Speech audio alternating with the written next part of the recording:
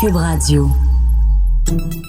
Salut, c'est Charles Tran avec l'équipe dans 5 minutes. On s'intéresse aux sciences, à l'histoire et à l'actualité. Aujourd'hui, on parle de pipe à tabac. En octobre dernier, des archéologues ont fouillé un site au pied d'un pilier du pont Jacques-Cartier à Montréal dans le cadre de travaux d'aménagement du pont effectués par la société qui gère les ponts. Et ces archéologues ont trouvé les fondations d'un four à pipe daté du 19e siècle. C'est la première fois au Canada qu'on trouve les traces d'un tel équipement. Qu'est-ce que ça faisait là? Est-ce que c'était du sérieux tout ça, l'industrie de la pipe à fumer à Montréal? Baptiste Zapirin a rencontré l'archéologue qui a mené les fouilles et il nous raconte tout ça.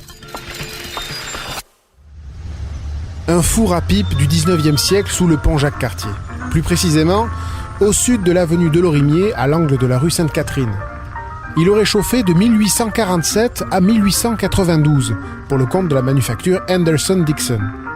Une trouvaille comme ça n'arrive pas tous les jours et ça fait le bonheur des archéologues évidemment. Car oui, l'industrie de la pipe à tabac, c'était quelque chose d'assez sérieux à Montréal à l'époque.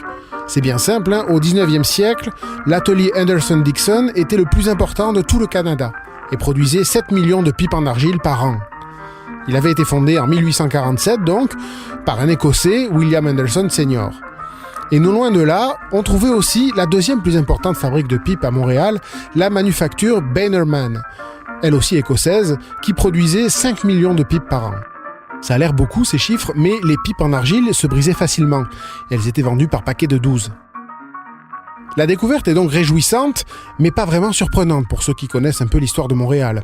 Comme Christian Roy, l'archéologue qui a mené les fouilles au pied du pont Jacques-Cartier. Cette découverte-là qu'on a faite sur le site Henderson-Dixon, on avait vu venir il y a quelques années par l'étude des documents historiques, des cartes anciennes, des plans. On savait que la manufacture était située là et on savait qu'il y avait un four sur la manufacture d'une part pour cuire les pipes, mais aussi parce qu'on le voyait sur des cartes anciennes. À cette époque, le pont Jacques-Cartier n'existait pas encore, évidemment. Il sera inauguré en 1930. À la place, on avait ici un quartier ouvrier qu'on appelait le Faubourg Sainte-Marie, avec plusieurs industries installées ici, dans l'alimentation, le textile, le cuir, mais aussi le tabac. Le Faubourg Sainte-Marie était connu pour abriter le quartier des pipiers de Montréal, plutôt tissé serré, avec beaucoup de propriétaires écossais et d'ouvriers irlandais. La fabrique Henderson-Dixon comptera une 50aine d'employés. Ces gens-là, on les retrouve aussi dans les recensements. Fait que ça nous permet de faire le lien entre tout ce monde-là puis ce qu'on trouve sur le site. Au niveau des gens qui travaillaient là, c'était fort intéressant parce qu'on se rend compte que c'était une toute petite communauté et qui se mêlaient énormément. Ils se mariaient entre eux. Un était le parrain des enfants de l'autre. Peu importe qu'il ait été protestant ou catholique, ils finissaient par se marier entre eux. Alors, ils vivaient tous dans le quartier autour du même quadrilatère qui était le quartier des pipiers de Montréal. Les manufactures de pipes étaient dotées d'ateliers où des ouvriers roulaient d'abord l'argile à la main pour obtenir un tube et puis mettaient ce tube d'argile dans un moule pour obtenir une pipe de la forme voulue. Mais d'après les plans, ces ateliers étaient souvent construits en bois, donc c'est difficile de trouver des traces ici.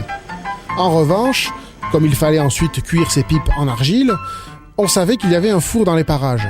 On le savait d'autant plus qu'en 2005, Christian Roy et ses collègues avaient découvert sur un site voisin des centaines de milliers de fragments de pipes, des ratés de cuisson invendables.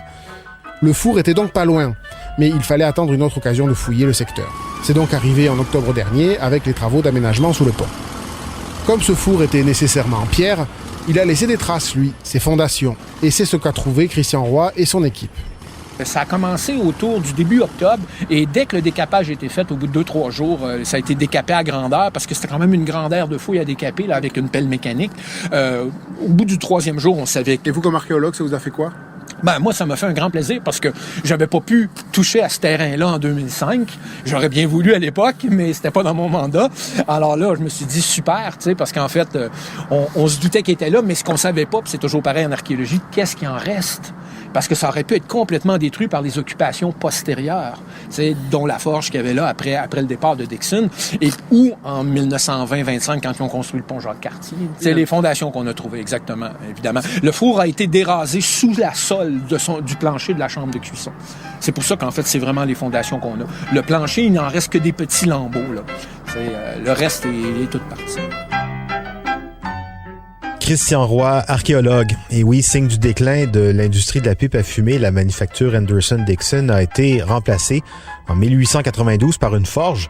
Le four a probablement été rasé à ce moment-là, après avoir cuit plus de 7 millions de pipes en argile et par an. Et ça, donc, c'était juste pour cette manufacture. Comme il y en avait plein des pipiers dans le quartier, y compris de plus petits artisans, il est très possible que le four était aussi loué, utilisé par d'autres petits fabricants. Peut-être que d'autres fouilles permettront de découvrir de nouveaux détails sur ce passé pittoresque montréalais. Merci beaucoup, Baptiste Zapirin.